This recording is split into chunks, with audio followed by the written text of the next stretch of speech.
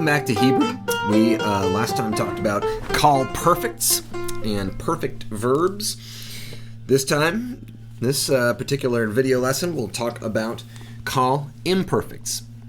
So these are that other aspect that you have learned in part in practice in the translations. All the way back in lesson 4, I think we learned something about Qal imperfects. But for now, we're going to learn them for real. So remember that the Qal perfect, is a sufformative or suffix, right? Something added to the end based a pattern. So here we see that zip atatati utem tenu, those are the endings of the Qal perfect, but those will come in handy again because they're the endings for every single version of the perfect. We will learn other types of perfect verbs in the weeks ahead, but for now, all you know is the Qal. But just to show the difference here, this is the inflections of the perfect. The inflections of the imperfect are primarily prefixes or preformatives. So they are added to the front of the verbs, and then there are some endings or suffixes or sufformatives that are added to the ends of the words. Notice that there are a few patterns that the Kutz and Josberger textbook point out. We have an aleph, probably from ani, or anoki, that is our first common singular preformative. We have a noon, like anoki, which means, like anaknu, which means us, and the nu ending for first common plural in the perfect endings. Here we have the noon as a preformative or prefix that is added, just like the aleph, for the first common plural preformative for the Qal imperfect. Notice also that second person forms are constructed with the tav, right? So tav here, tav here, tav here, tav here. Notice that third feminine singular have tav prefixes as well. So all second person forms and then third person feminine forms have the tav in front, and third person masculine forms have this yod preformative. Notice that the plurals over here for the masculine plural forms have this oo ending, which you might remember is the third common plural ending, the sufformative or suffix for the Qal perfect. So you can also see that the third feminine plural and second feminine plural, so the feminine plural endings are na, both na. So oo is the masculine plural ending, na the feminine plural endings. So in any event, this is the basic overview of the prefixed conjugation, the prefixed forms of the Qal imperfect. If I'm going to put this onto a root, a strong root, strong meaning it doesn't have any weak letters that are going to get pushed around by the pattern. These three letters here for this root are shamar, right? Shin, mem, and resh. Which means to watch or to keep or to guard, remember? So if we're going to stick that root into this pattern, here's what we get. Now notice that we have these letters that I've pointed out for the prefixes, and also there is a shared vowel underneath all of these prefixes, except for that aleph, that pesky first common singular aleph here, which takes a segel. These other vowels underneath these performatives all are hireks. So the hirek under the performative is a sign of the Qal imperfect. So if I'm going to say these out loud, I would maybe start up here with a third masculine singular, yishmor, tishmor, tishmor, tishmori. Notice that these are the same, third feminine singular and second masculine singular. How can you tell the difference? From context. But in any event, yishmor, tishmor, tishmor, tishmori, eshmor, yishmaru, tishmorna, tishmaru, tishmorna, nishmor. So some people will sing like a Frere Jacques, if anyone's familiar with that, or Brother John, Are You Sleeping, Brother John? This is a pretty popular song among children in the United States. And the song usually goes like this: Frère Jacques, dormez-vous, dormez-vous, sonnez les matines, ding dang dong, ding dang dong. And if you put this pattern to that, you might get Yishmor, Tishmor, Tishmor, Tishmori, Yeshmor, Yishmaru, Tishmor na, Tishmor, Tishmaru, Tishmor na, Nishmor, and that's all. Qal Imperfect, something like that. In any event, I also learned this with the strong root katal, so tik, yiktol, tiktol, tiktol, tiktoli. But there's different ways to sing that. But one thing to notice is that for especially one type of Qal imperfect verbs, Coutts and Joesberger go into some great detail with this, which you don't really need to memorize, by the way. What you need to memorize here are these prefixes and the suffixes that get added, and the fact that for the Qal, you have this I class vowel, this hirek, underneath your performative. In the Coutts and Joesberger textbook, you can see that they have this, they explain some of these patterns in pages 185 through 187. There's a bit about historical vowel patterns. This might remind you about chapter 5 and chapter 12, which I said it's okay if you don't memorize this. I'm not going to test you on this information. The active and stative patterns that are described on pages 188, 189, and all the way through 191. I'm not going to test you on that. I'm not going to expect you to know the difference between the historical patterns of stative and active verbs. In fact, you might not mind just skipping that altogether, or you can just read it briefly, skim it in a way. But what's going to matter is remembering these prefixes and the I class vowel underneath these prefixes and the suffixes, the patterns that form the imperfect. This right here is a different verb here, kavod. Kavod is what kavod or glory comes from. That's this root has something to do with significance, weight, honor, dignity, glory. So it's translated as glory in English is generally this Hebrew word kavod. So like Ichabod, the name, like Ichabod Crane is a famous kind of ghost story in the United States, and Ichabod, it was the Hebrew word which means where, and then kavod, which means glory. Where is the glory? It comes from the story of the Ark of the Covenant being stolen in 1 Samuel 4. So in any event, but this word kavod here is what we would call a stative verb, to be weighty or glorious. So I hope that makes sense, that shamar is an active verb. It means to watch over something. So this verb here, shamar, to watch over something, to keep something, to guard something. This is an active verb. It describes something that I would do. Kavod describes something that I am, or I have, I possess. That is glory. Another verb like this might be zakein, which means to be old. So these are verbs that describe something. So this is what stative means. It describes a state. It describes you being something, which it can be a verb, right? You are. You are yourself. That's an active state of being. But in any event, but the way that this is described is this distinction between active and stative verbs. So you'll notice here that this is exactly the same, except for that vowel over the second radical. I'm going to move back up to shamar, and notice that there's an O vowel, a long O vowel, a holum, over the second radical, that meme, for most of these forms. It has reduced because of the addition of endings in a couple of forms, like, for example, the second feminine singular form, so tishmeri. So that meme there does not have the holum over it. It's reduced. But most of these forms retain that long O class vowel. That's called the theme vowel. For active verbs, this is generally the vowel that you find above the second radical. What Coutts and Joesberger are pointing out is that vowel changes sometimes. For kavod, these stative verbs, there's a different vowel that you see under there, usually this short A class vowel. Really, this doesn't matter.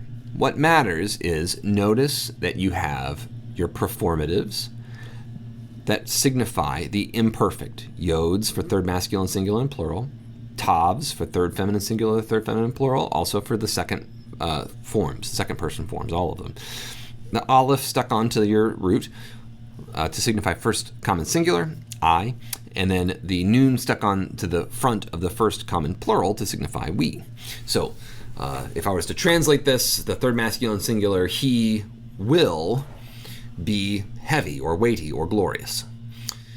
So we'll get to the translation in a minute, but just to show you what this looks like or what it sounds like, these stative roots. So as Coutts and Joesberger point out, you might find different vowels underneath the second radical. It's okay. Don't worry about that. Don't memorize that part. Now remember, we talked about the perfect and the imperfect being different aspects. Hebrew doesn't really have tenses that tell us specifically about time like English does. The past tense, I went, and the present tense, I am going, and the future tense, I will go. Hebrew doesn't have this system. Instead, they have these aspects that encode time into these verbs in terms of the completeness or incompleteness of the situation as observed by the speaker.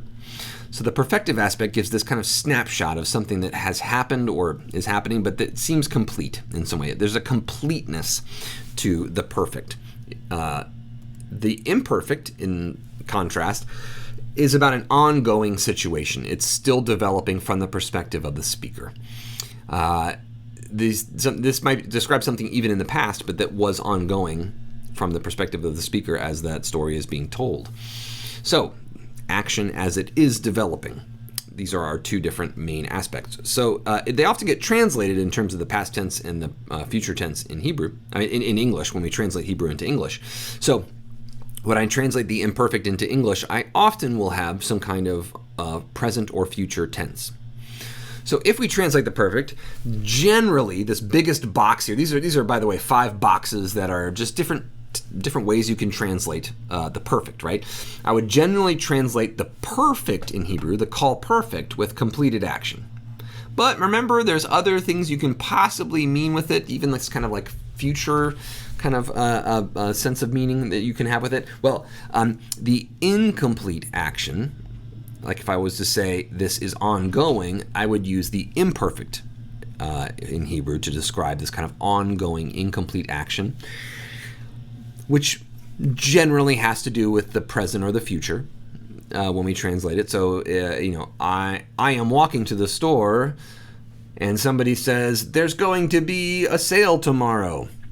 I am walking to the store. I might use the imperfect in Hebrew to describe that, and they say there will be a sale tomorrow.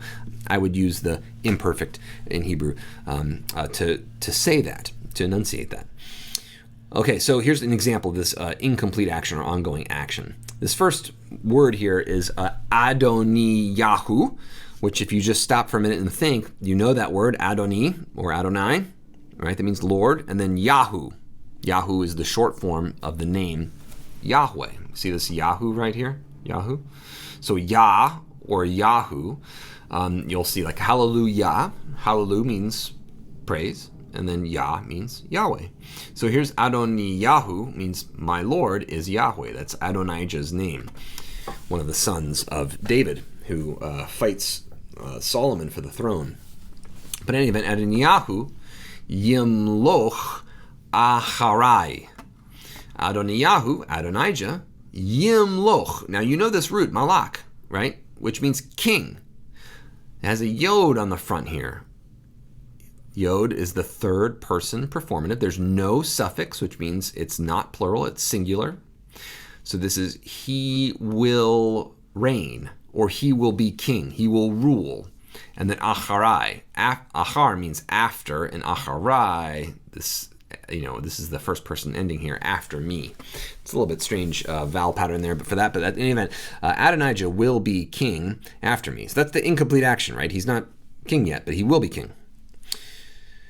Here's another example. V'hu yimloch tachatai. So va means and, right? And hu means he. Remember, who means he? So this is our third person independent subject pronoun. So, and he, Yimloch, will be king, tachatai. Tachat really means under, but it can mean in the place of. He will reign in my place.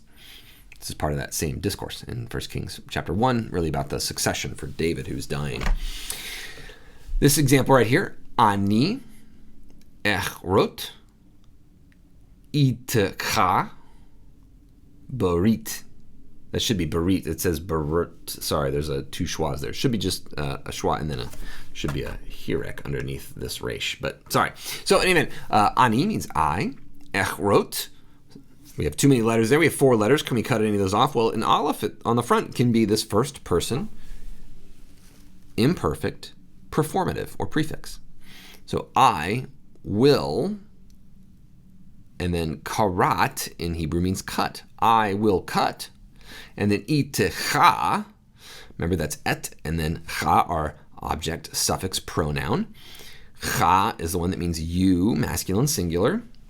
So itecha, remember, with, and then if it was just an object, we would have a holum up here for object.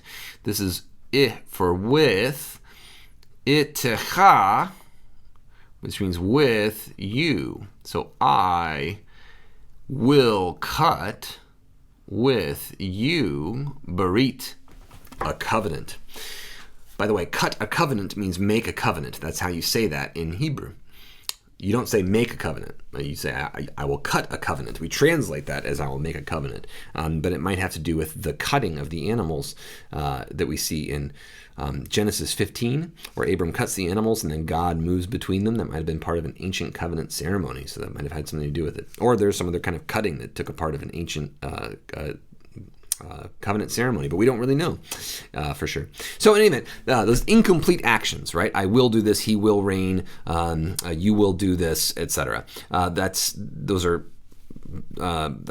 majority, the vast majority of times that the imperfect appears in the Bible. That's the best way to translate it into English in this future or present ongoing tense. There's another way to translate the imperfect, and that's with the habitual present. Habitual means you do something all the time. It's a habit, right? So when you do stuff, or when you used to do stuff all the time, right? I would always sit there when I was in school, right? So here's one example of this in Hebrew. Uvecheko tishkav. Uvecheko tishkav. So it starts with u, that's and then ba, in, and then chek, the chet yod kaf, that means bosom or chest. And then o is his, and in the bosom of him, and in his bosom, and then tishkav. She or it, this is a tav here that could mean a second person, could mean you, like Y-O-U, like you the person, or it could mean her, feminine, third feminine singular. It would be singular because there's no ending here. If there was an ending, it would actually help us to distinguish some of those, but there's no ending, so it's either third feminine singular or it's second masculine singular.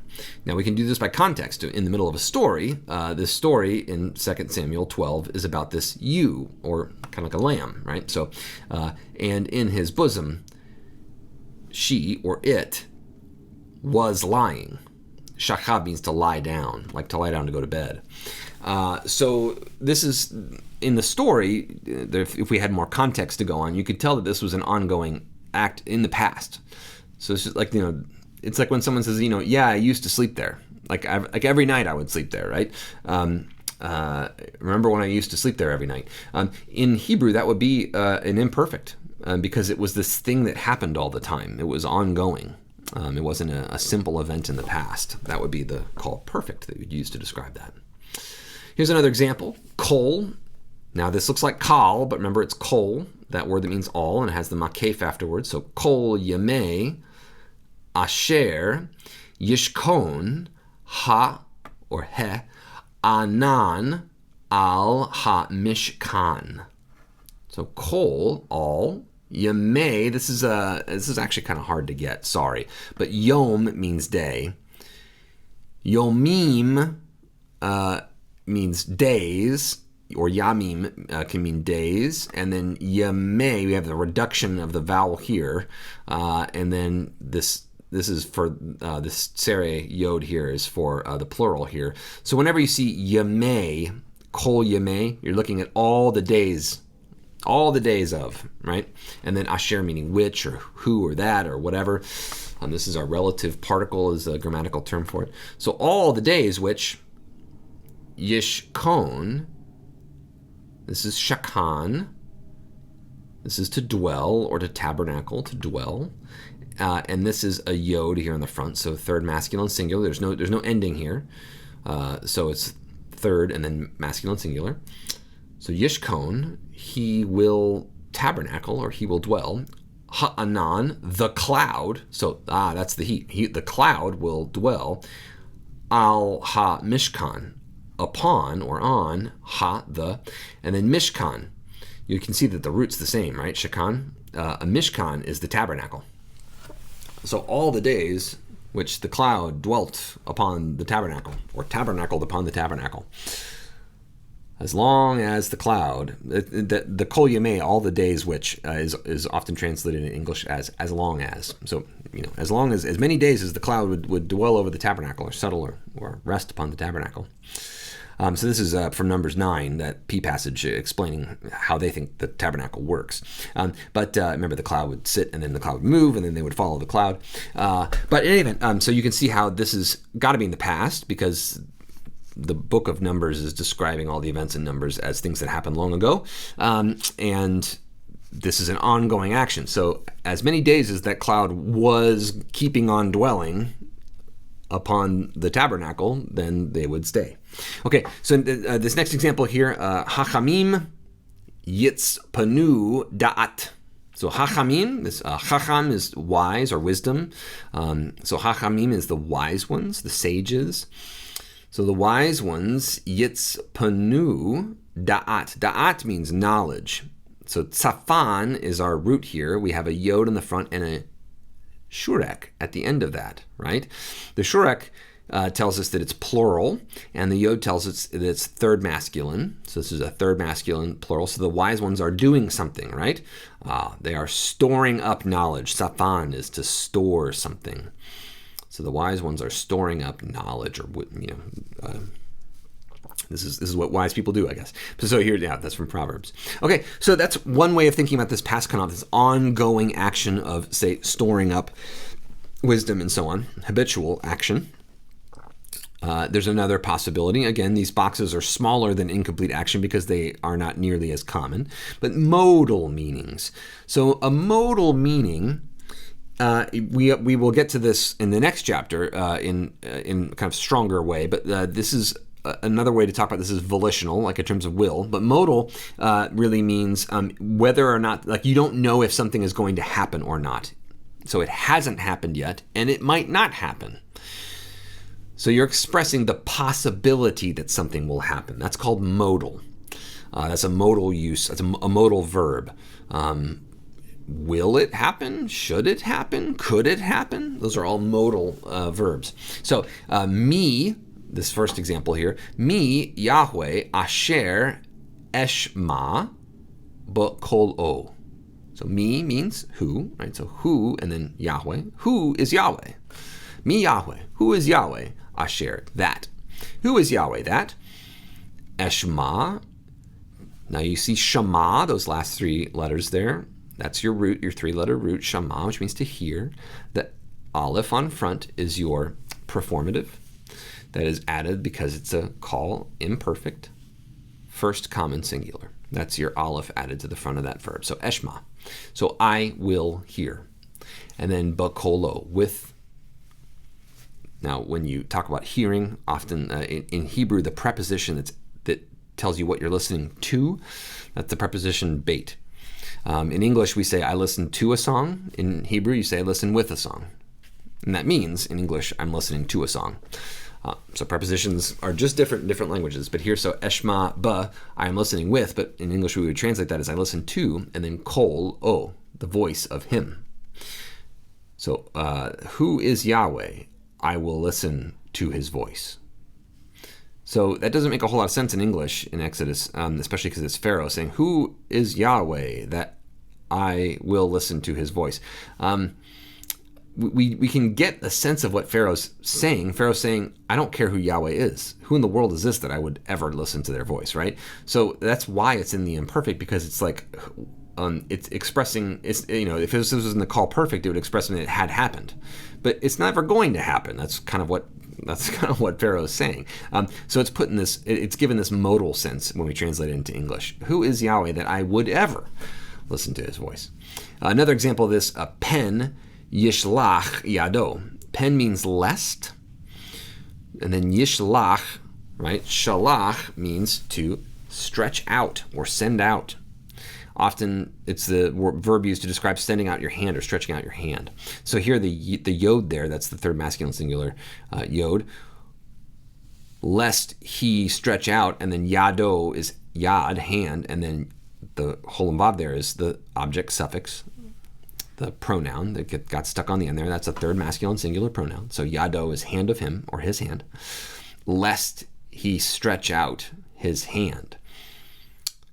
So here we have, this is, by the way, God foreclosing the garden and making it so that people can't eat of the fruit and then live forever in this kind of weird state, right?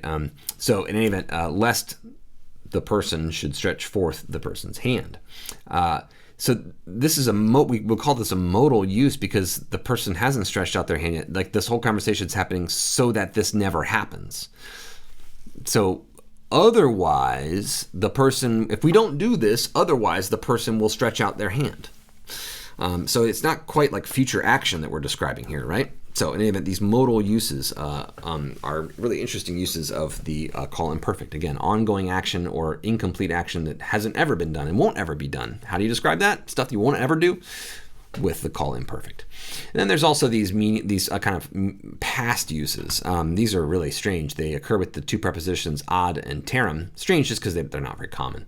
But every once in a while you'll see this Qal Imperfect used with these prepositions. Terim, which means not yet or before, or ad, which means up until.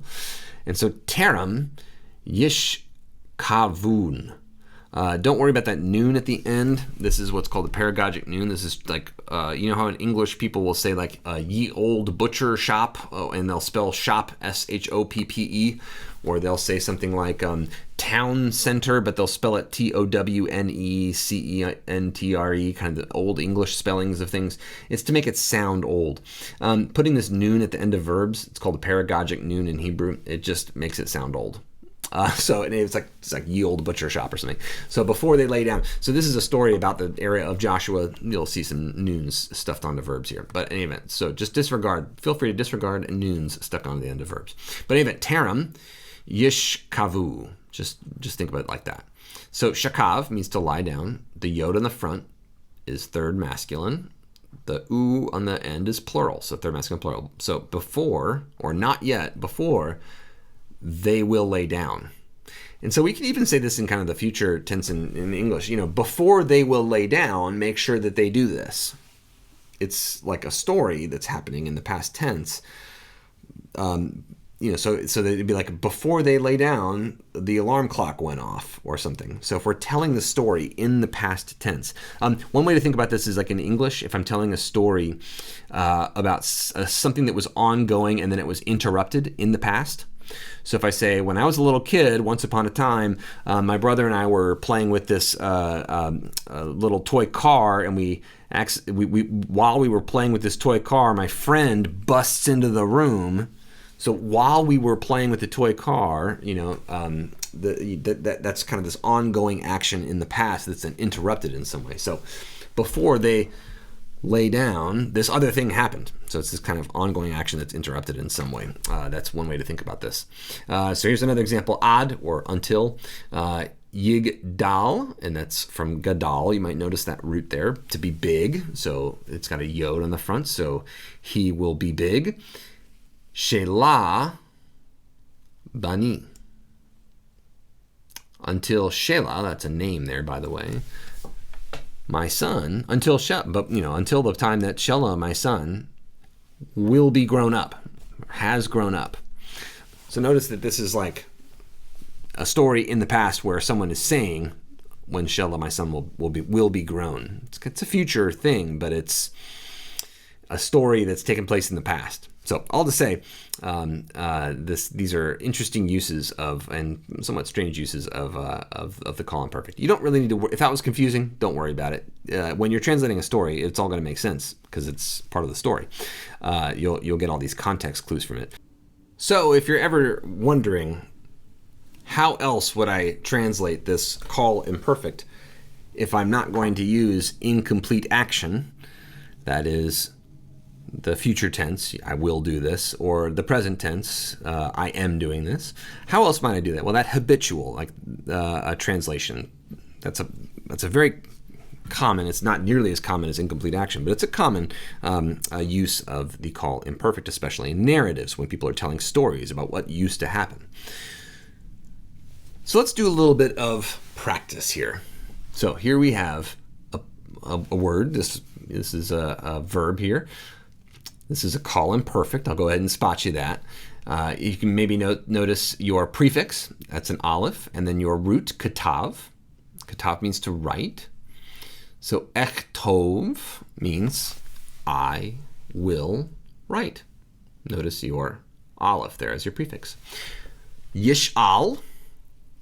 The root sha'al means to ask. So yish'al means he will ask. That yod meaning third person, masculine. And there's no extra ending, which means it's singular.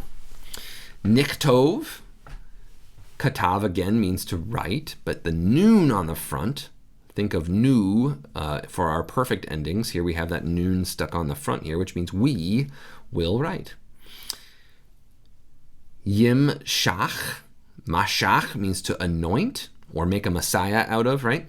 As we talked about in class, in our Old Testament class, to mashach means to pour oil on something. That word becomes a technical term meaning the Messiah in between the Old Testament and New Testament period.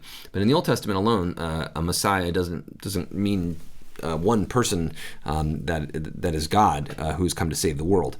It can mean a lot of different things, including the menorah or something that's been anointed to be in the temple. So yimshach, he or it will be anointing. Someone will anoint. Does that make sense? Okay.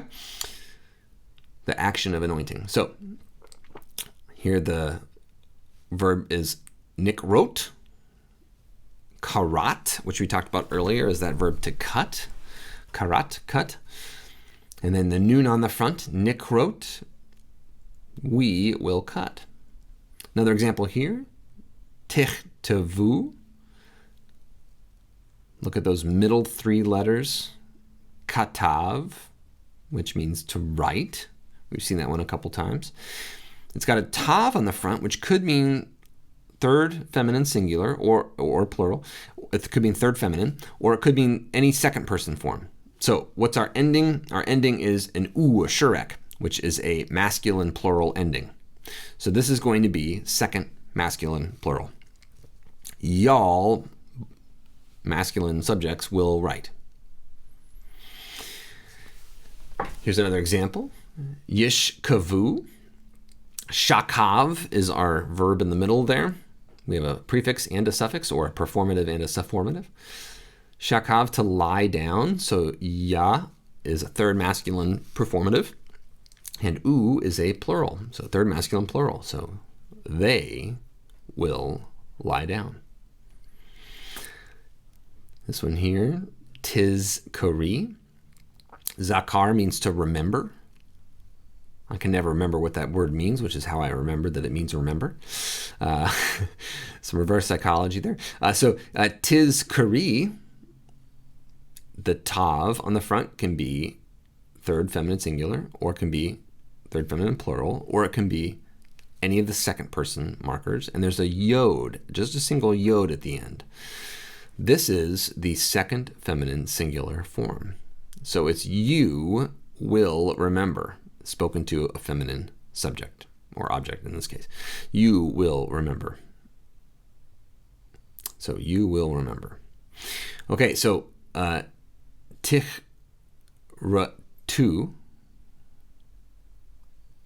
Tichratu, you have a tav on the front. Remember your options there. And then you have a shurek, a u vowel at the end. Remember that means plural. It means masculine plural. So this has got to be second masculine plural. Y'all will cut. Y'all will cut a covenant. Tichratu barit. Nidrosh, from the root darash, which means to seek. So if you've ever heard of a Jewish midrash or midrash, right? Midrash comes from this root darash, which means to seek. So midrash is trying to seek the truth of a biblical text. So here at nidrosh, we will seek. Yimshechu, from mashach, or anoint. You have the yod on the front, third masculine. We have the u at the end, plural. They will anoint. Tish ma'ana.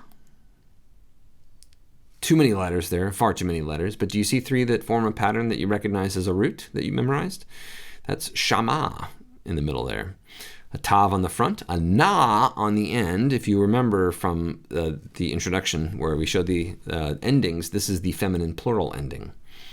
The u is the masculine plural ending. The na is the feminine plural ending. So tish ma'ana. This is a bit imprecise, right? This is ambiguous. It could be third feminine plural, or it could be second feminine plural, the exact same form. How could you tell the difference? By context. Are you speaking to someone or a group of people who are going to hear, or are you speaking about people who aren't there who will hear? So they will hear, or y'all will hear. This is used in 1 Samuel. In 1 Samuel, where Samuel in chapter 3, where Samuel is hearing God talk in the tabernacle. And God says the ears of all the people are going to tingle, or they will all hear, and so on. And so this could describe lots of ears, right? This third person feminine plural form, because it's a body part and you got two of them. So all those ears will hear.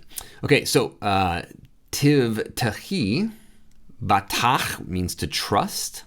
You have a tav in the front, a yod on the end. The yod ending with a tav beginning signifies a second feminine singular form. You will trust, or you are trusting. Or if it's a state, like an ongoing state, then like you trust, right? Ez bacha, from zavach, which means to sacrifice. We will get to what the comments hey is doing there. We're going to get to that next time. This is a special form, a volitional form, volitive form, a form where you express what you want to happen. It's kind of like modal, except this is where you express your own desire for something to happen that hasn't happened yet. So don't worry about this one. We're going to get to it. But just notice that aleph on the front, which is me, right? The first person form. Tish lachna, from shalach, which means to send out. And then the tav on the front and the na on the end, telling us it's either third or second feminine plural. It can mean either of them. They will send, or y'all will send. Nichrata, karat, meaning to cut. We have a noon on the front. Remember that comments hey? We talked about that at two earlier. Don't worry about that, but this is going to have to something with us cutting. We will cut, or let us cut. That's expressing, again, a desire, which we'll get to next chapter and in our next video. Yig'al. Ga'al means to redeem. So yig'al is he will redeem. Third masculine singular. Tizak. Za'ak is to cry out. Tizak is you will cry out. Second masculine singular. Or third feminine singular, she will cry out. We can only tell the difference based on context. We have to have this in a sentence for it to mean something. But it could be either of those options. All right. Congratulations. You have completed chapter 14. Take some time and pat yourself on the back. You have learned the Qal Perfect and the Qal Imperfect, which is most of the verbs in the Bible. There's still a lot left to learn. Don't worry. I know you were just thinking, well, I might as well quit now. No, keep going, in fact, because we get to express our desires and our wills in our next chapter.